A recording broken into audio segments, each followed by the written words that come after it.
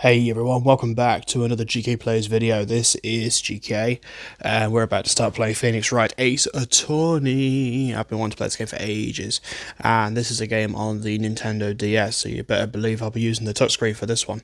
And I've got it laid out like this, just for ease and so you can see everything, but if we need to switch screens we can. But yeah, this is a very heavy story-driven game, So yeah, it's based on you playing as like a rookie attorney, and basically as you play through the game, you're going to come across lots of interesting characters, lots of really cool stories, lots of complex puzzles. But it's very much like a playable novel, if you like. And I really like it, so bear with it. Give it a couple of episodes, and see if you like it. So without too much more, we're going to jump in with a new game. So this is the first turnabout, so obviously because I'm splitting the screen like this, some of the images might look a bit strange, but don't worry, the main game will look fine. So let's confirm that we're going to play the first turnabout. Oh dang it, there's already blood. Oh Jesus.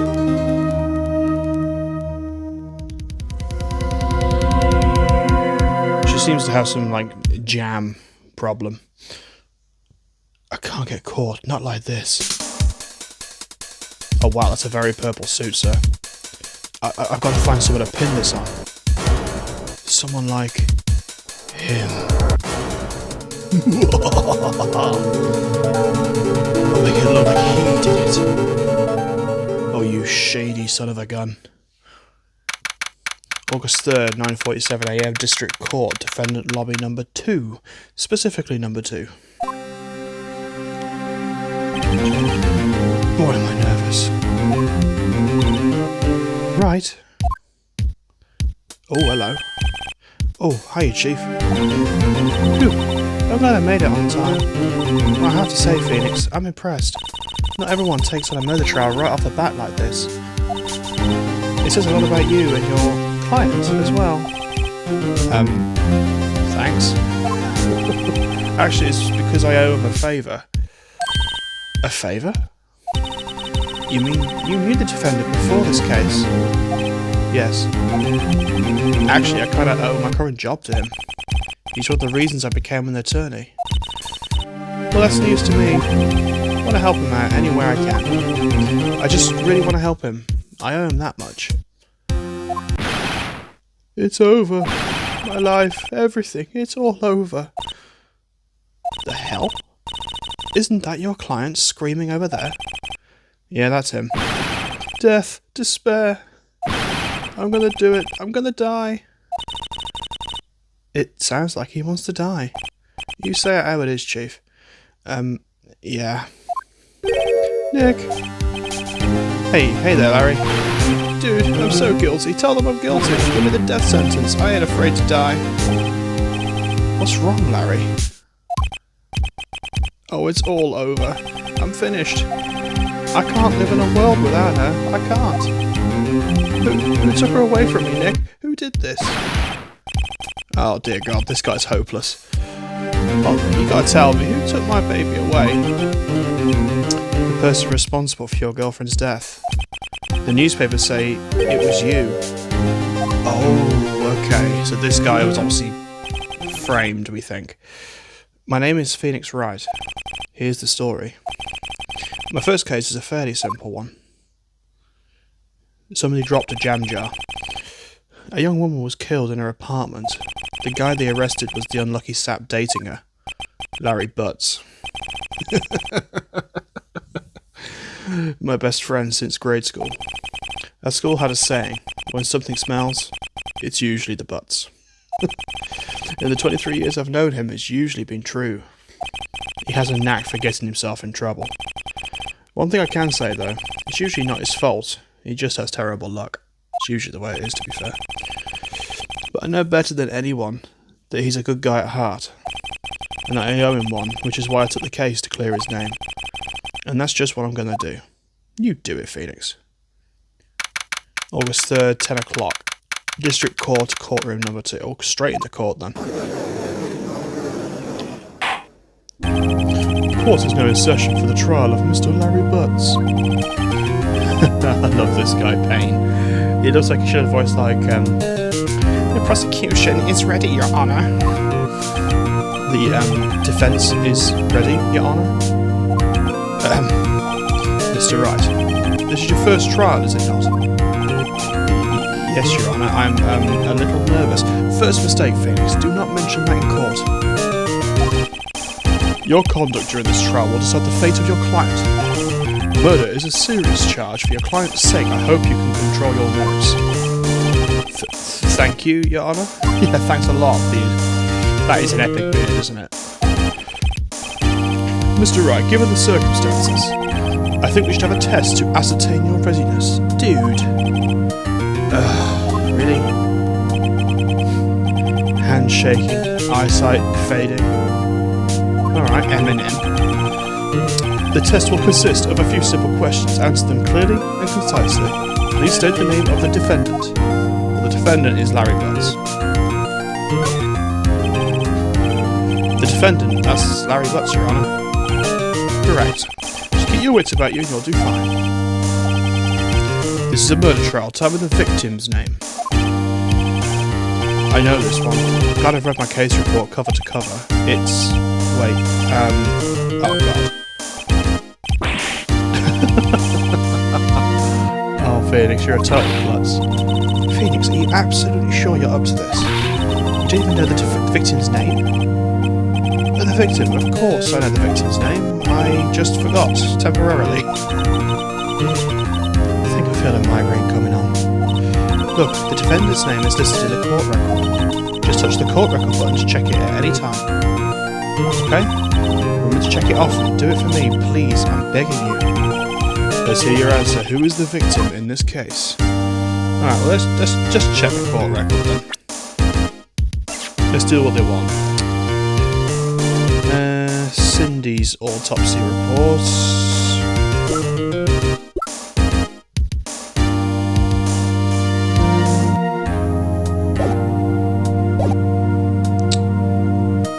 Which Cindy though? Oh, I know her name is Cindy Stone. You have to flip it and you look at their names.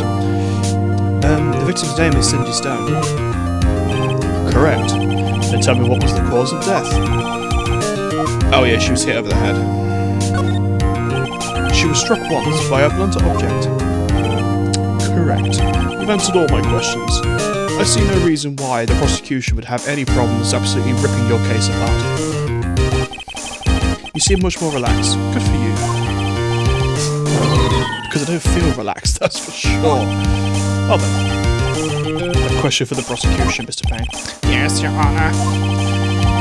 As Mr. Wright just told us, the victim was struck with a blunt object. Would you explain to the court just what that object was? The murder weapon was the statue of the thinker. It was found lying on the floor next to the victim. I see. The court accepted it into evidence. Cool. Right. Be sure to pay attention to any evidence added during the trial. That evidence or any ammunition you have in court. Okay, yeah, you're going to get a bit of a tutorial here, so that's fine. Mr. Payne, the prosecution may call its first witness. The prosecution calls the defendant, Mr. Butts, to the stand. Chief, what do I do now? Pay attention, you don't want to miss any information that might help your client's case. You'll get your chance to respond to the prosecution later, so be ready. Let's just hope he doesn't say anything unfortunate. Oh, Larry gets excited. This could be bad. He looks like the sort of character that would, like, twitch. Ahem. Mr. Butts, is it not true that the victim had recently dumped you? Hey, watch it, buddy. We were great together. We were Romeo and Juliet, Cleopatra and Mark Antony. Didn't they all die? I wasn't dumped. She just wasn't taking my calls or seeing me. Ever. Wasn't to you, anyway. Mr. Butts, what you described is generally what you mean by being dumped. In fact, she had completely abandoned you and was seeing other men. She had just returned from overseas with one of them the day before the murder. What do you mean, one of them? Lies. All of it lies. I don't believe a word of it. Your Honour, the victim's passport. According to this, she was in Paris until the day before she died. Okay. Indeed, she appears to have returned the day before the murder.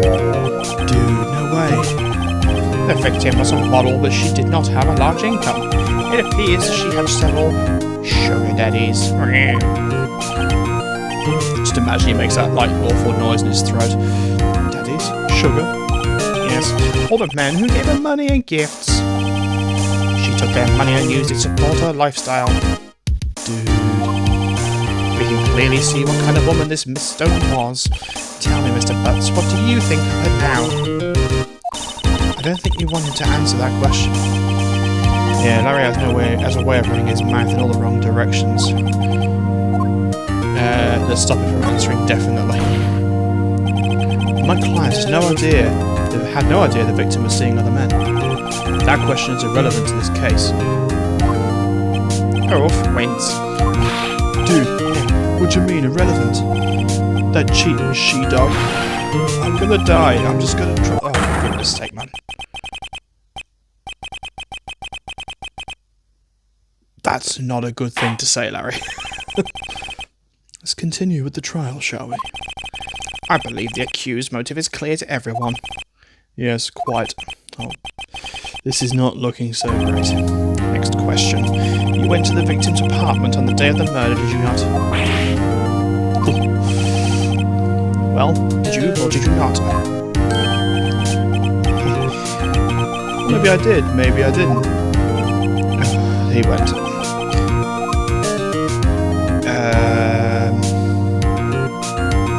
Stop him answering, see what happens. I'll send him a signal. Lie like a dog. Well, see, it's like this. I don't remember. You don't remember? Well then, we'll just have to remind you. We have a witness that can prove he did go to the apartment that day. Well, that simplifies matters. Who is your witness? The man who found the victim's body. Just before making the gruesome discovery, he saw the defendant fleeing the scene of the crime. Oh, I wonder who this could be. Order in the court, Mr. Payne. The prosecution may call its witness. Finally. This is bad. Yeah. On the day of the murder, my witness was selling newspapers to the victim's building. Please bring Mr. Frank Sorrett to the stand. Yes, Sorrett. I freaking love this game's humour. Yeah, we know this guy, right? See, we know. We've got to prove it, that's the thing. Mr. Sorrett, you sell newspaper subscriptions, is this correct? Oh yes, newspapers, yes. Mr. Sorrett, you may proceed with your testimony. Please tell the court what you saw on the day of the murder. Okay, now this is good because this is the testimony. We get to listen to this and then we get to cross-examine. So, I was going door to door selling subscriptions when I saw a man fleeing an apartment. I thought he must be in a hurry because he left the door half open behind him. Thinking it strange, I looked inside the apartment and then I saw her lying there. A woman, not moving, dead. I quailed in fright. Quailed? And found myself unable to go inside. I thought to call the police immediately, however, the phone in her apartment was not working. I went to a nearby park and found a public phone. I remember the time exactly, it was 1 PM. Very precise. The man who ran was, without a doubt, the defendant sitting right over there. Yeah. Larry, why don't you tell the truth? I can't defend you against a testimony like that. Well, we've got to. Incidentally, why wasn't the phone in the victim's apartment working? Your Honour, at the time of the murder there was a blackout in the building. Aren't phones supposed to work during a blackout? Yes, Your Honour. However, some cordless phones do not function normally. The phone that Mr. Sorrett used was one of those. Convenient. I have a record of the blackout for you, perusal. Perusal? Just give it him and say that's due to look at. Blackout record adds to the court record. Yes, Your Honour. You may begin your cross-examination. Oh, God. Your Honor? Alright, right, this is it, the real deal. What exactly am I supposed to... Oh god, you're useless. Why, you exposed the lies in the testimony the witness just gave. Lies? What? He was lying? Your client is innocent, right? Then that witness must have lied. Or is your client really guilty? How do I prove he's not? You hold the key, it's in the evidence. Compare the witness's testimony to the evidence at hand. There's bound to be a contradiction in there. First, find contradictions between the court record and the witness's testimony. Then once you find the contradicting evidence, present it and rub it in the witness's face. Okay.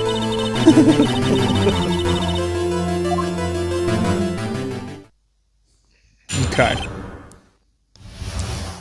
Oh my god, it's so epic. I was going door to door selling subscriptions when I saw a man fleeing an apartment.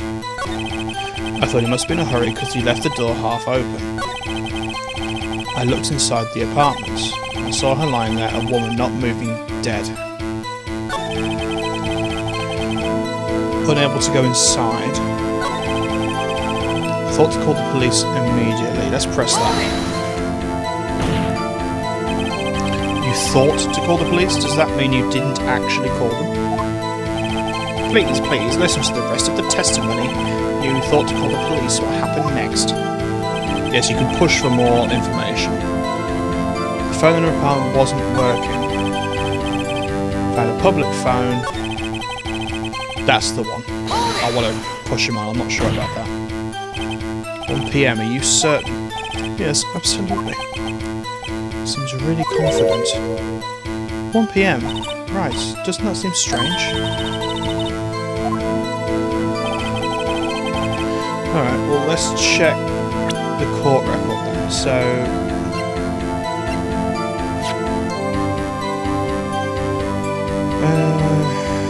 yeah, that's from noon to 6 PM, so that reads fine.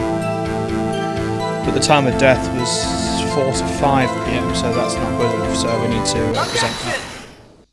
Yes, have an objection with my finger. Sit down and listen to me. You found the body at 1 PM, you're sure? Yes, it was 1 PM, for certain. Frankly, I find that hard to believe. Oh, Phoenix, you badass. Your statement directly contradicts the autopsy report. The autopsy notes the time of death sometime after 4 PM. There was no body to find at 1 PM. How'd you explain this 3-hour gap? Okay. Oh, that's, oh, it's right, yeah, that sort of voice. This is trivial. The witness really forgot the time. Yeah, that's not going to sit straight. After his testimony, I find that hard to believe. Mr. saw it. Why were you so certain you found the body at 1 PM? Gee, that's a really good question. Great job, Wright. Way to put him on the spot. That's all you have to do. Point out the contradictions. Lies always beget more lies. See through one, and the whole story falls apart. Yeah, thanks. Wait, I remember now. Would you care to give your testimony again? No, Judge, just sling his ass in jail. We saw him, it's fine. Time of discovery. Okay, it's another testimony. You see, when I found the body, I heard the time. There was a voice saying the time. It was probably coming from the television. Oh, but it was 3 hours off, wasn't it?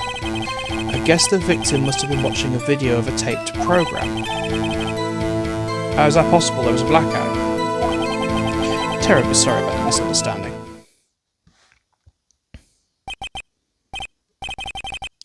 You heard a voice saying the time on a taped program. Yeah, I'm gonna... Right. You know what to do.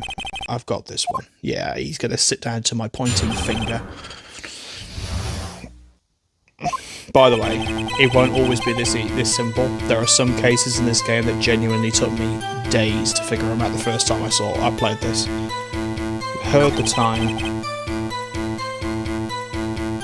Okay, so let's present...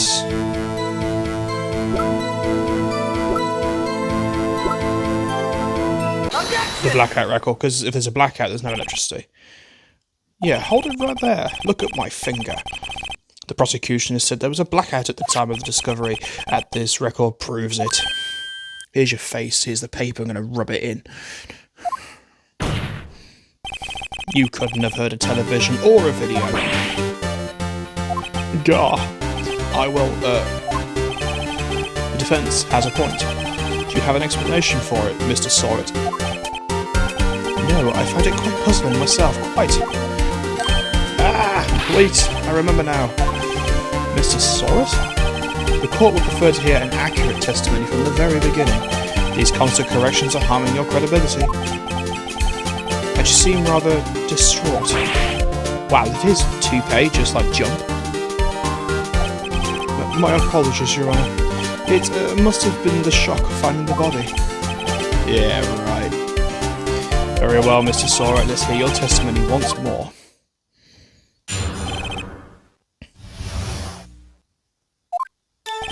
Actually, I didn't hear the time, I saw it. There was a table clock in the apartment, wasn't there? There was a table clock in the apartment, wasn't there? Oh, wasn't there, yeah. Yeah, the murder weapon. The killer used it to hit the victim. That must have been what I saw. But you couldn't have seen a clock. Judge, are you thick? Gladly. Yeah, too true.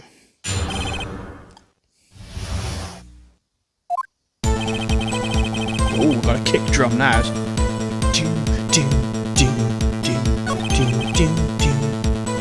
There was a table clock in the apartment, wasn't there? The murder weapon. The killer used it to hit the victim. No, he didn't.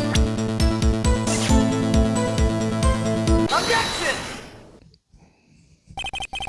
Wait just a moment and sniff my finger. No, I'm joking, that's weird. The murder weapon wasn't a clock, it was this statue. How is this supposed to be a clock? You with your objections and your evidence. Just who do you think you are? Just answer the question, Mr. Sorrett. Hey, I saw it there, okay? That's a clock. Your Honour, if I may. Yes, Mr. Payne. As the witness stated, this statue is indeed a clock. The neck is a switch, you just tilt it and it says the time. And as it does look like a clock, as it doesn't look like a clock, I submit it as a statue. My apologies. So the murder weapon was a table clock after all. Well, Mr. Wright, it appears the witness's testimony was correct. This is a clock. Do you have any problems with his testimony? Damn straight, you wouldn't have known it was a clock unless you picked it up. Your Honour, there is a gaping hole in this witness's testimony. The only way he could have known the weapon was a clock was to hold it in his hand. The witness testified that he never entered the apartment. I'm going to slam my hands down for dramatic effect. Clearly a contradiction. Indeed. The witness knew it was a clock because he went into the apartment, obviously. You're lying. You were inside the apartment on the day of the murder. Prove it. Prove I was in there. I'll do better than that. I can prove you were the one who killed her. You struck her with the clock, and the shock of the blow triggered the clock's voice. Epic anime! That was the sound you heard. Order in the court. Intriguing. Please continue. I'm enjoying. Yes, Your Honour. Mr. Sorrett, the sound must have had quite an impression on you. Understandable, since the murder weapon spoke just as you hit the victim. The voice was burned into your mind, that's why you were so certain at the time. Objection! What's the meaning of this? This is all baseless conjecture. Baseless? Just look at the witness's face. Would the witness care to elaborate? Did you strike the victim with the clock? Look, the clock, I heard, no, I mean, I saw. Oh, wow. Shut up, I hate you. It was him, I tell you, I saw him. He killed her and he should burn. Give him death.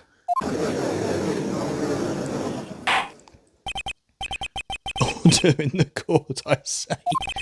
Your Honour, a moment, please. There isn't a shred of evidence supporting the defence's claims. Mr. Wright, Your Honour, you claim the sound of the witness heard came from the clock.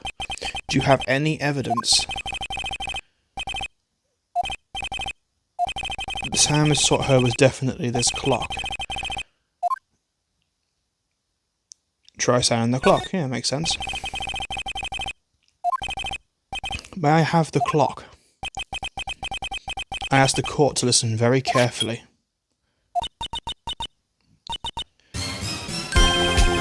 That certainly is a strange way to announce the time. Well, he is the thinker, after all. So we've heard the clock. What are your conclusions, Mr. Wright? Mr. Payne, can you tell me what time it is now? It's 11:25. Ah! As you can see, this clock is exactly 3 hours slow. Precisely the discrepancy between what Mr. Sorrett heard and the actual time of death. So, Mr. Sorrett, try talking your way out of this one. You forgot one thing. What are you talking about? Well, it may seem this clock is running 3 hours slow. It proves nothing. How do you know it was running 3 hours slow on the day of the murder? You can't prove that, you don't have a case. I'm going to prove that. Damn it, I'm so close. Mr. Wright, it seems you lack the critical evidence needed to support your claim. Yes, Your Honour. It means I cannot let you indict the witness. The witness? Wow. Unfortunately. This ends the cross-examination of Mr. Frank Sorrett. I come all the way down here to testify, and look what happens. They treat me like a criminal. A criminal! You lawyers are all slime. I almost had him. Sorry, Larry. I failed you. There's nothing I can do about it now. Not so fast, Mr. Sorrett. Yeah, I mean, Chief. Listen up, Wright. Don't throw this one away. Not like this. Think. Chief, it's over. I can't prove the clock was slow on the day of the murder. Nobody can prove that. Well, yes. That doesn't mean you can't still win. Try thinking out of the box. Don't waste time doubting the facts. Assume the clock was 3 hours slow and think through it. Ask yourself, why was the clock 3 hours slow? Oh, because she'd been to Paris. She'd been on holiday. Can you think of a reason why the clock would be 3 hours slow? Wait, maybe I can prove it. You must have the evidence somewhere that can prove it, Wright. Find it and let them have it. Well, Mr. Wright, you said the clock was already running slow on the day of the murder. Have you found the evidence to support this claim? Of course. There's a piece of evidence in the court record that can prove my claim beyond a doubt. Tough words. Let's see you pull this one off. The passport. Take that! The victim had just returned home from abroad the day before the murder. As we all know, the time difference between here and Paris is 9 hours. When it's 4 PM here, it's 1 AM the next day there. The clock wasn't 3 hours slow, it was 9 hours fast. The victim hadn't reset her clock since returning home. That's why the time you heard when you struck her dead in her apartment wasn't wrong. Proof enough for you, Mr. Sorrett, or should I say, Mr. Did It.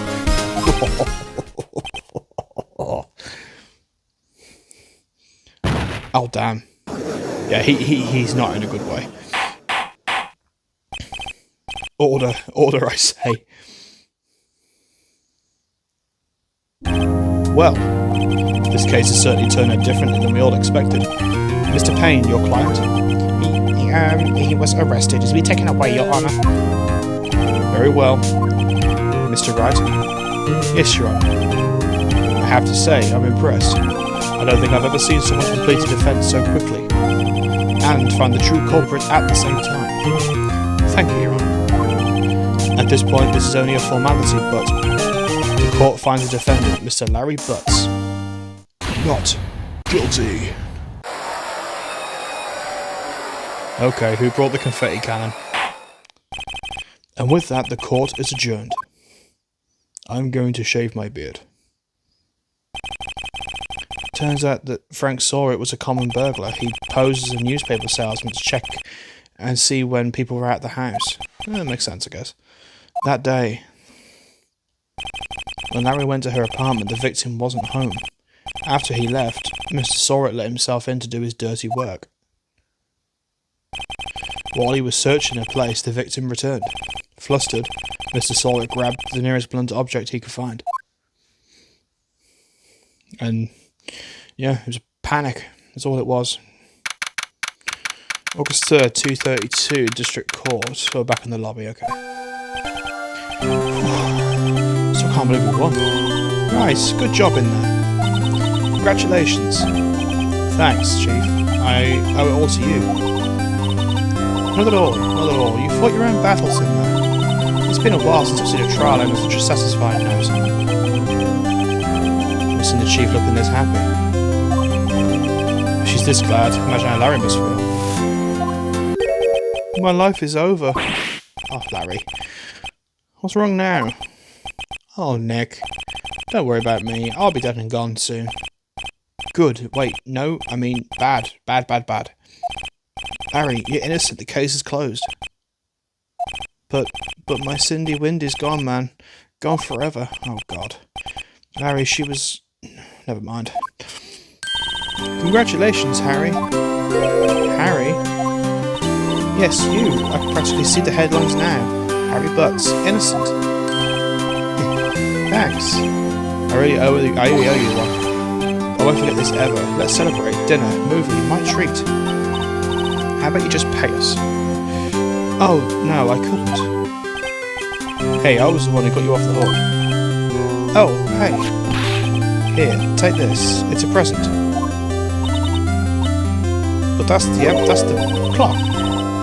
Wasn't this the evidence that... Actually, I made this clock for her. I made one for her and one for me. Really? You made this? Well, thank you. I'll keep it as a memento. Yo, Nick. Can you believe it? I was so into that chick. And she was just playing me for a fool. Didn't that make you just want to cry? Larry? Are you so sure? Excuse me? That's so 2001. I think she thought quite a lot of you in her own way. Nah, you don't gotta go sympathise with me. It's okay. Oh, I'm not sympathising, really. Isn't it right, Wright? Do you have something to show your friend? Something that proves how she felt about him? Huh? Oh, yeah, right. So, obviously she took the statue with her, didn't she? So it obviously meant something to her. Take that! Yeah. Trying to comfort my crying friend. Take that! Take it! Check this out, Larry. Proof positive you were just some chump. Huh? Where'd you get that clock? You gave it to us, numpty. This is the clock you made for her, Larry. She took it with her when she travelled. She probably just needed a clock, that's all. You think so? It's a pretty heavy clock to take travelling. Well, make it of it what you will. Hey, Nick. I'm glad I asked you to be my lawyer. Really, I am. Thanks. Yeah, that would make me feel a bit better. Right. I hope you see the importance of evidence now. Also, hopefully you realise things change depending on how you look at them. People too. We never really know if our clients are guilty or innocent. All we can do is believe in them. And in order to believe in them, you have to believe in yourself. Listen, learn, grow strong. Never let go of what you believe in. Well, I think our work here is done. Shall we be off? Yeah, I guess so. Say, how about dinner on me? We'll drink a toast to innocent butts. Yeah. Well, speaking of Harry, you were saying part of why he became a lawyer was because of him. Yeah, part at least. You'll have to tell me more about it sometime. Maybe over drinks? Oh, she's so into you, dude. So, my first trial came to a close. Larry slapped me on the back and said, "Gee, Nick, it's good to have friends."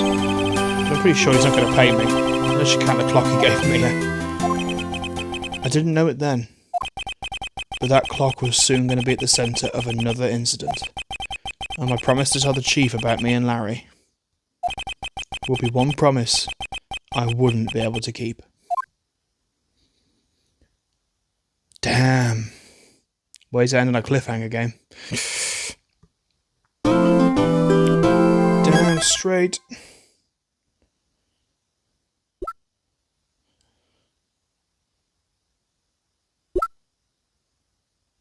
Okay, so that was the end of that episode. As you can see, we've unlocked episode 2.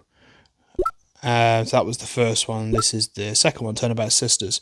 So that one looks to be a bit funky, but we're not going to be taking that one on this episode. That's actually going to be the end of this episode, and this is the trial episode. So I hope you've enjoyed it, and if you did, hit that like button and leave a comment, because the more I get, the more likely I am to do it.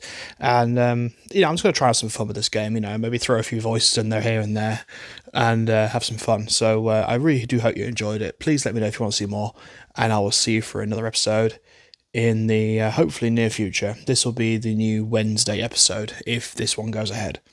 So let me know, and I will see you in the next video.